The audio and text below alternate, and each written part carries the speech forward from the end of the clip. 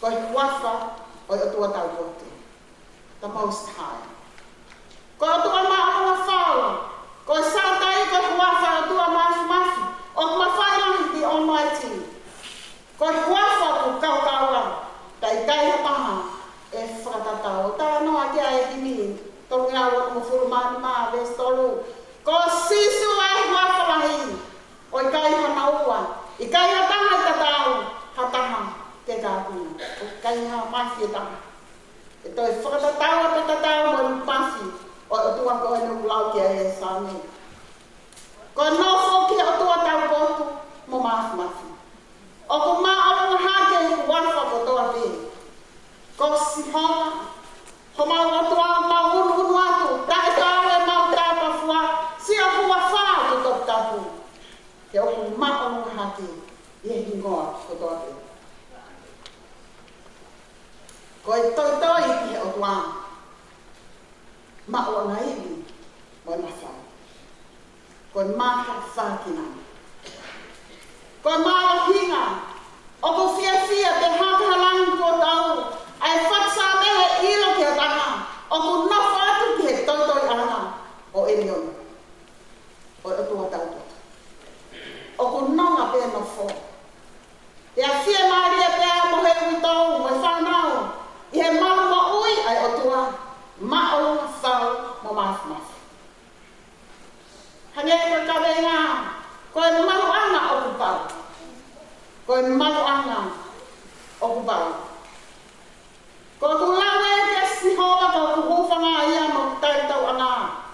Ko o tua whalau anga. I will say of the Lord, He is my refuge and my fortress, my God in whom I trust. Ko lawe e whatsa me te sihoa ko na hufanga. Ko te walahi o ku komi hufanga ke ngahi mea keke. Lahe ngahi mea keke o tau komi hufanga ki ai. O hange ko ta anga, ko koloa ko tare niti. Ke poto ke he iwi lahi. Ke he tuku whaholo. Gara ke he whatsa me ko sihoa hono hufanga. Whanongo he ngahi whaiot. Maria e tau whanongo ki ai. Tala noa ke historia mo uia e te kia. Ki hono maro ngā. Ai ngā ngana le whai te siasi. Ta kou kau whatambo i se. Whatambo i apostol ko pau. Ko ngahi mea kotoa ko ia. O kulau ka maro hinga e te kia. Ko lene apostolo. Hoku tuku whakaholo. Hoku iwi. Nai lau koi whares. Ilo ki he lau. Katoa ngahi mea ko ia. Ko tuku ki mui. Koi kino ha. Koi whamasiba. Ka koi na whumania ilo krais. Mo ia pika. Whawhanongo. Te he koe te ki au, ka e roto. Ka kou tui whakataha, mono ira muta, ana te ki ake. Rea kangi roto e te ki ake. O ana te ki ake, whanongi ni tau. Ka kou tui ki ake. Kei kolo, kou whatoto whanongi ki ake. He ngahi manatu meri. Ko e tangata nonga. Kai whaalea, pa koe mo holiday. Laka mai ki vaina monia. Te peke tua Aisea ia. O lea ia whaina le. O a umei ki a. Ko whanonga no tau ono i Ponsenti. Te eki hai peke u whanonga. I haile. O i peki a. I hatai.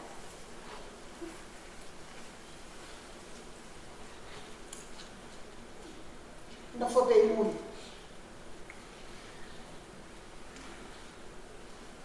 Ya o ke fa o se ne mo ui. Kai ke u. Ko si o ki ai sai. Ka wana mai te o ahi mai. Ki he pe kia. Ta ko tui. Ko ngahi fo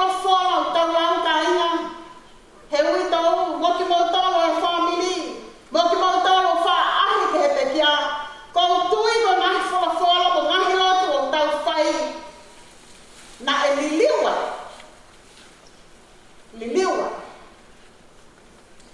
and mo uya. I believe towards his deathbed, nane whakatoma.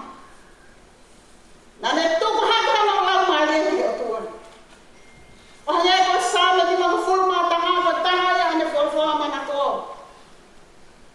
Esi ho. E o tuan ke next ya. He ko tau e whai no of.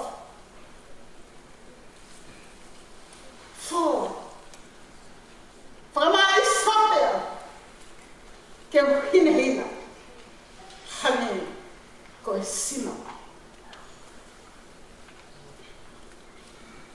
O te ke mana tua e kungahi ana. Nai hama e fua te o lama e. Ai no ngā me ai, ne whakalongolongo pe. Ai fofonga me no. E ke te au, islere ka maa ana te kia. Ko whakahawhila wā.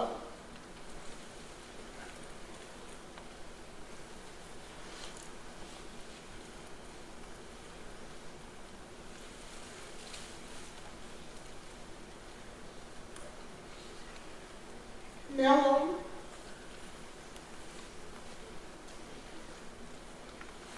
Nunca que me fala aqui, Senhor. Mas é a história. Eu estou fofocainha que vai do bem do trabalho. Agora, eu estou falando. Naquele tempo, eu não que eu aplica mais sompe, mal, cartona e beste, tal, filho, fundo, nada não foi bem. O fai mai e motu. Kai hale. E pekia. Moto whara. Ka mai whana me muri. Moto. Whakafof. Nai hale. Tā screen. Te unga kura kura. Te unga ke tata o kaisi. For tema hine na hangedasi ko mau anga pau the reliable shelter is God himself. No other places, not your money, not your house, a big house. Not a big family, no. God himself is eternal dwelling place. Kaya no kia ye nege solimo. Koe ngahi ahoni ka hea.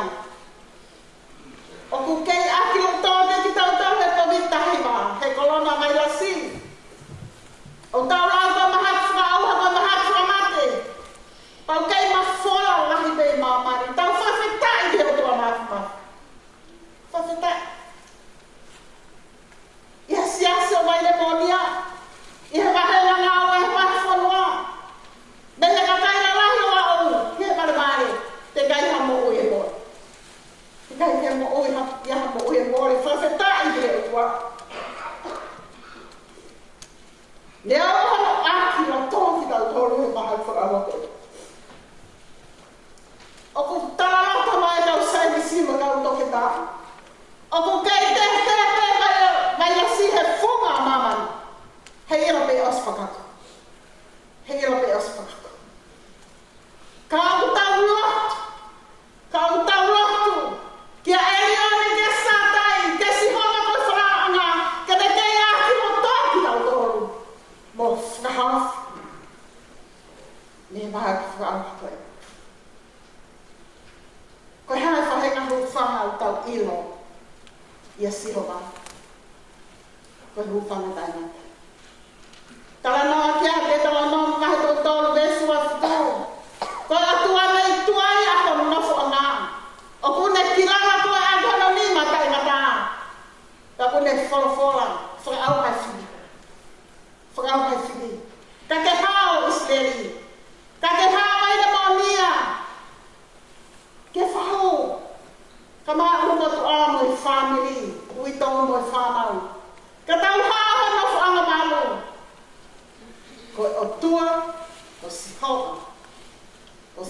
ko e tāpukau. Tarana tamai apostolo. Ko Paula ia ua ko lintonga heni maa. Ia ne anga ke te ko mauna fu anga he whakai mamani. Aia ko e te niki pe. Kau tau iro o piai lang. O piai lang. Ho mau whanga langa e otua. Kono fu anga ia e kai ngā hiri mai tanga. Ko e ho whanga anga tai ngata. Ko e no fu anga tai ngata. Ko hane au hoko. Hoko si homa ko tau hufanga tainga. Kala mai o tau nofo no ngai. Tau nofo maluai. E ku hoko si homa ko tau hufanga anga.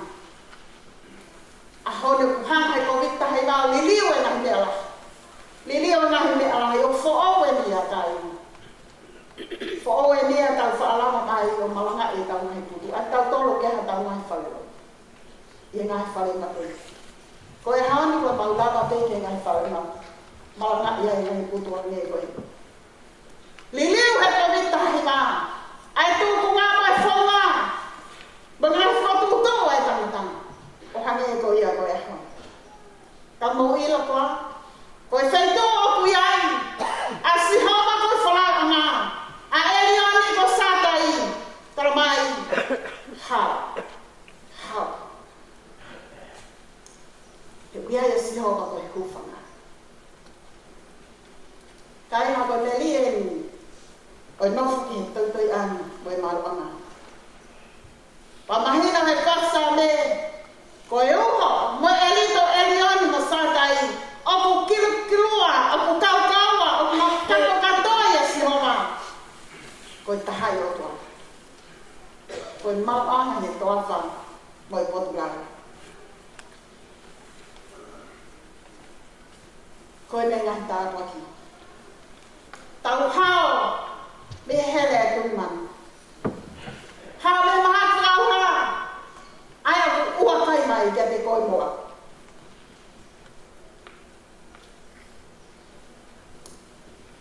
Ko ua kai mai e maha whakau ha. Wai ke toi whiriwhiri a kai. Maha me ko tau whanau ki mungi. Wai ke toi whiriwhiri a. Te whakaatui. Ko ne hao. Ke mao, ke tamate, ke kai te me toi whaatu. Tara mai te me ufi koe atu no fufu. Koe whaha ia ma whama me o whama. O hage koe te hola tāke mo whananga, ke malu mo whakamawhana. Koe nau ia e o whamoa. Ko pa mo whakau. Ke ne kāpui koe, mo ne awhi aho mo ui. Koe malu a ko o Kavapalu, e kai siva ho amana. E kai te mana mahete nā nunga e pō, he koe hākoa nā nunga e pō. Ko ki tau toro kau tō ngā tau, ko tuite tau whakamooni ko ni ata. Koe a koe tau ko ni kulahe tau ni fia te pō. Ko koe i tau whaang hole ko uli ko kua kulahe whangateko. He ko te hea koe po uli ko e anga ia lau maari uli. Mo i whangateko. Ka koe ni wa wente aho ke i fia te polo. Mai whaksani. Toi ka e ioni. Hu whanga kia sātai. E kai te mana mahe te ngahi mea e uli.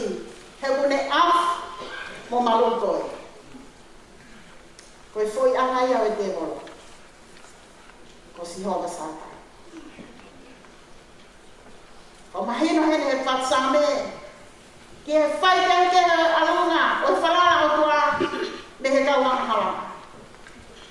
Ko e kauanga hala hene o taranoa ki ai e peteri a ke. O ku nau unga pe toutoi. Te nau whalala ke nau kāka. I kai se paki mo koe haponi. E kai o se mai a COVID o te nitite ko family. E kai te ke tō. Ke tau ele ko via suni. kai ofi mai ki olo pale mo fan. He ko hufanga asi ho masata.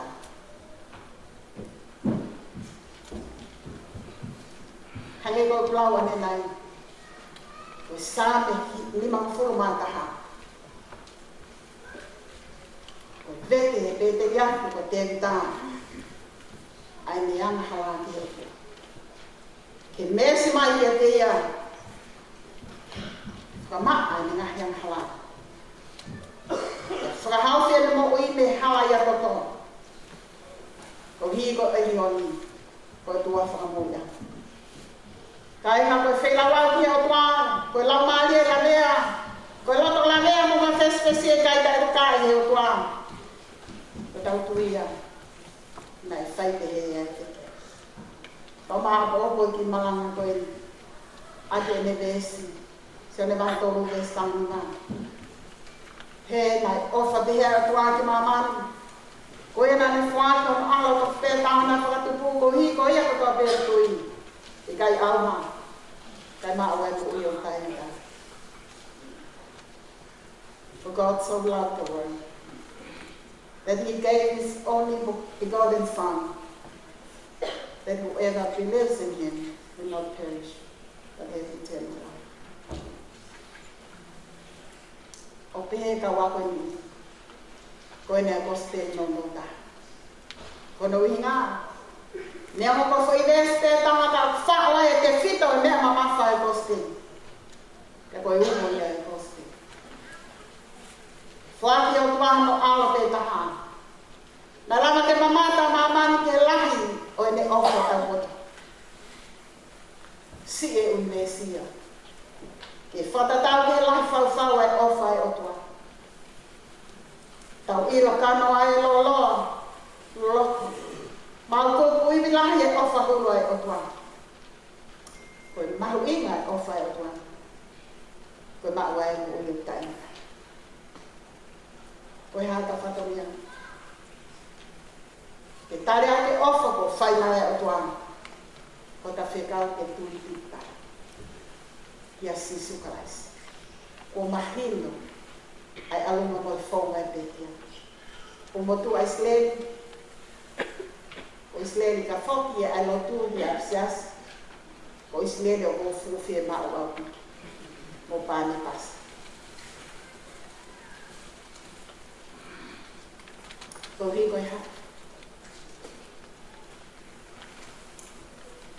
Ko riko e whaunga.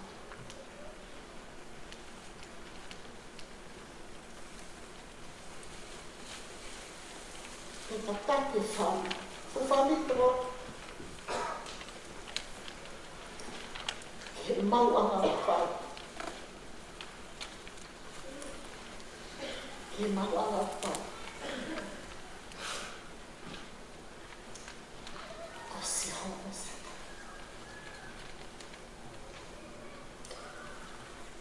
Ko hea koe ka reinga o ofa mai e oto. Ke wana taua. Kai maua e mo i tau.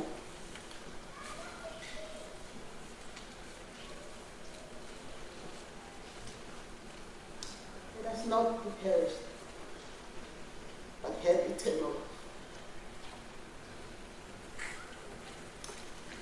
Ko hea koe tui tanki. Koe whalau ka kis.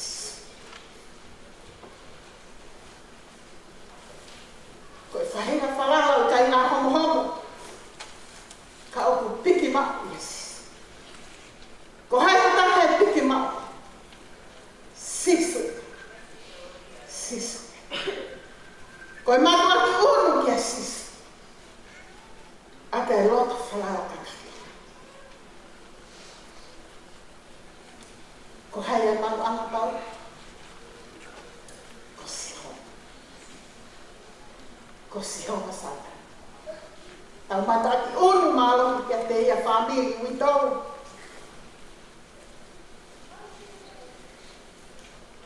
Hange ko lotu na tau whanau ki ai e ko. Tengi ki a usia e ko ia witou. Ko ele ena e witou. Ko e ifoi.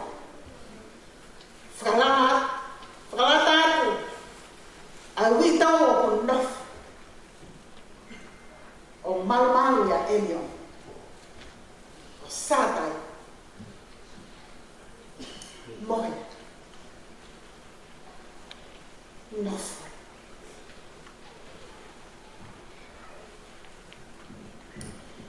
He koia e hufanga. Koia e tanto aka. Ko hika e kone o wha. Na ne whakahawhai na makakai. Kuki pe tau tauto. Ia Elioni. E rau mohi. Ia sata. Ko kulau e dia si homa. Ko hoko tua whanara. Ko e otua.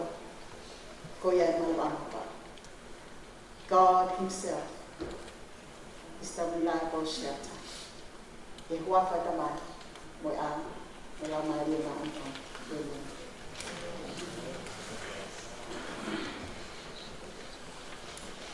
Himi frausi, mo mea bela.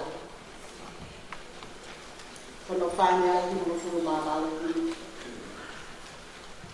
O kulaunga kono mama o fufu, o fufu ia sisu iai.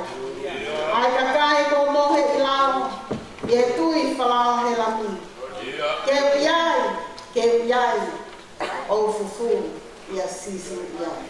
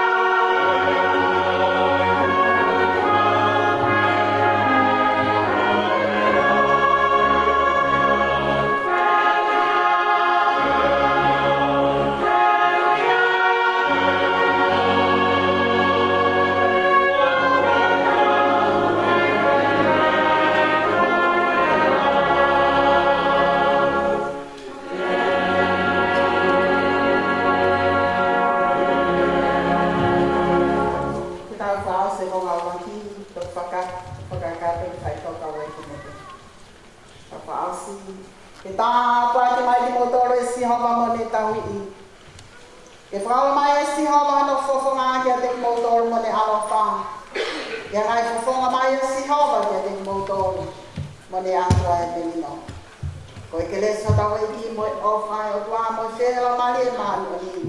E te tau tolu ko tau te ia o mahi. Kai fai veo tai ata. Amen.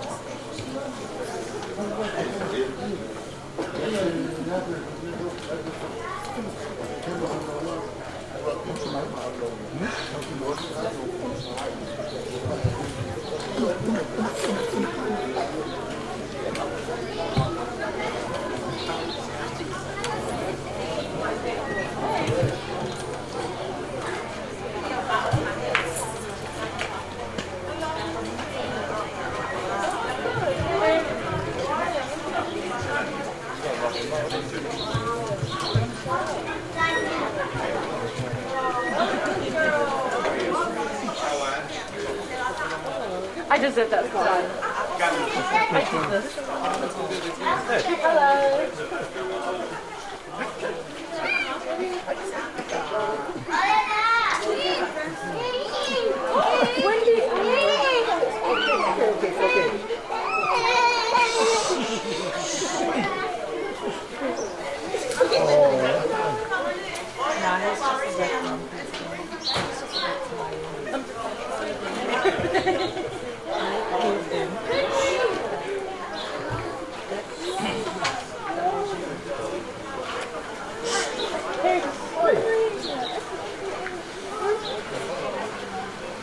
Just